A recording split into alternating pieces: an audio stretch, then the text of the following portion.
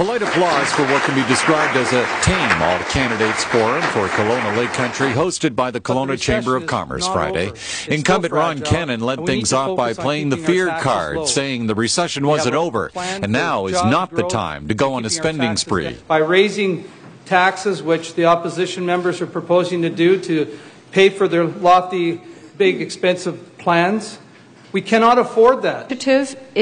Liberal candidate Chris Stewart says her party will turn things around without hitting Canadians in the pocketbook. Liberals have also come up with a really responsible plan to decrease this deficit without increasing your personal taxes, without increasing the taxes of small businesses, and without increasing the GST.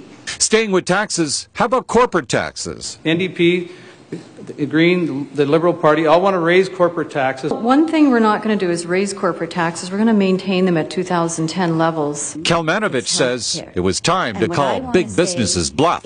Let's call their bluff. You're not going to come here because our taxes are too high, but we've got oil. We've got resources. You think they're not going to come? Green candidate Alice Hooper took a trip down memory lane to make her point. When I was 21 years old, I was making $10 an hour in Edmonton as a Safeway cashier, and now we want to establish our minimum wage at $10 an hour in 2011.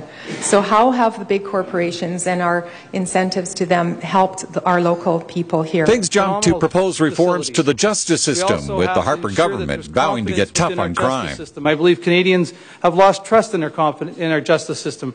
So we're bringing back some rights to the victims, swinging the pendulum back and standing up for victims.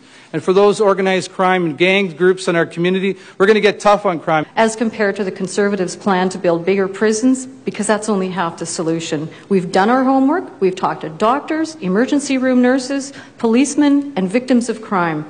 And we know that we need improvements to our gun registry as well. Hooper wrapped things up by reminding the audience why they were there in the first place. It's the first time in Canadian history that a parliament has been dissolved because of, tell me.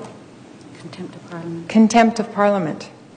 So is it really about the economy, or is it about our leadership? So, how did the candidates do? I feel that they still haven't addressed the need for a housing strategy. There seem to be a lot of excuses. You know, I don't think I've really formulated my opinion yet. I came in with an open mind, and I think I've still got to think about it a little bit. It won't be easy for some of them, first-timers, going up against the experience of a Ron Kennan, but they'll do well.